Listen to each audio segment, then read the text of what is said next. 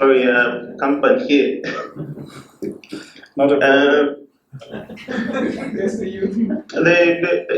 What I've actually observed from the preceding presentations is that basically, as a region, we are having the same, problem. Of course, in the Zambian case, we have a bit of some differences. But in our chapter, we sought to specifically focus on the UNIP as a case study to understand how democratization has, impacted the survival of the liberation movements in the region. And then our discovery is that we just focused on party organization, and when you look at it, it has a ripple effect on the subsequent political parties that we have at the moment, and the fate that they face when they lose election. Sorry. Yes. Okay. Yes. Sorry, I'm with the paper, just the two of us. Not a problem. When UNIP was formed in 1959 and 1960, there was this unity of purpose in the country, regardless of tribe. Everyone was geared in this anti-colonial crusade.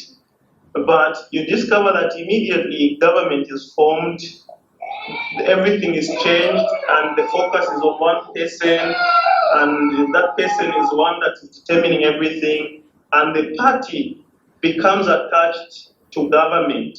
So you find that UNIP had it easy. In terms of organization, they were present everywhere because they were not separated from the state resources. They could easily get resources in whichever area and the like. And when they were faced with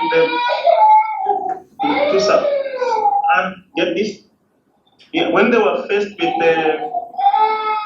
the problem of intra-party democracy, the thing that they resorted to was paging the comrades, the friends that they fought independence with, and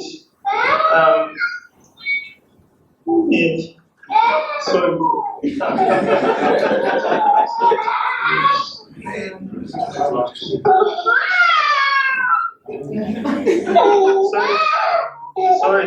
It's okay. It's okay. Sorry.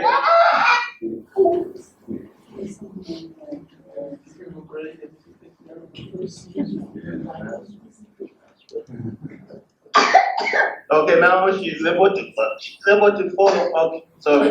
Yeah. So what we have seen is that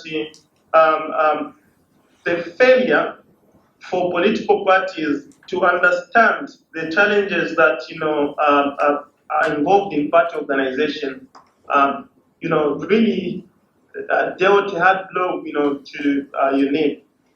When Kaunda took over, he really never took time to understand the issues that were prevailing in the country. Of course, because the region was still engulfed with liberation struggles, so they did not divide. He was running the party and also running the region. At the end of the day, he was detached from the realities that were taking place,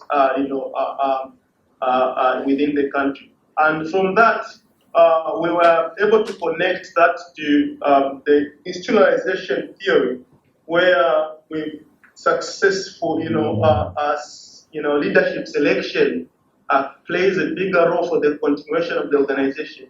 Because had they been able to have different leaders who were able to, function within the party, it was possible that they were able to understand the feeling in the country and what to be done. So, in order to arrest that, discontentment that was going on in the country, the easiest thing that UNIP did was to page those people, like Halimanga Kumbula, the former vice president, Yes. So the purging of the comrades resulted in factionalism, which is almost the case in many other countries. And then curing that with the going for one-party democracy for the next 17 years also made it, a problem because people kept on agitating again for another independence. They are from fighting colonialism, now they are fighting one-party state. So again, during this period of one-party system, you have one-party leader, who the president for life. So all that became a challenge. And when they lost elections in 1991, you realize that again they stuck to this person, Kaunda. And of course, in 1996, when he was about to bounce back, he had some kind of support.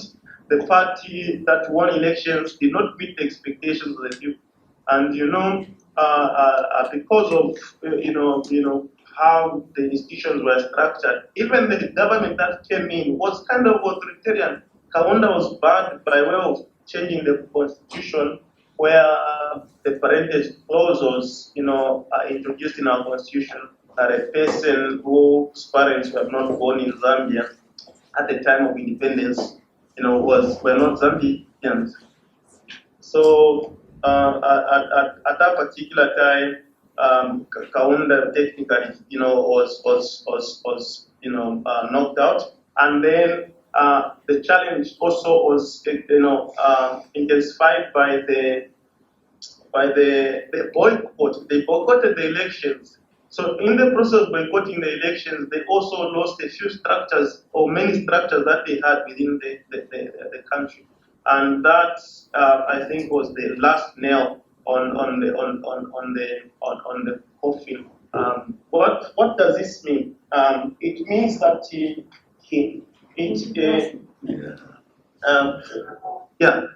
to us, what we were thinking is that a political party, when it is formed, it should not just exist for a certain period. It must exist and continue to offer, different,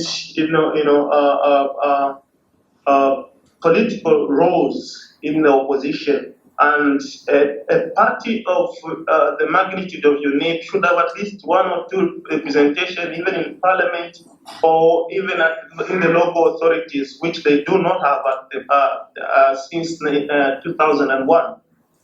And then we find that this also has now also gone into these other political parties that came before and after it. The MMD that defeated UNIP is completely gone. Yeah. And then that is also the case for the party that defeated MMD. I'm not so sure if you're able to hear me. Yes, we can hear you.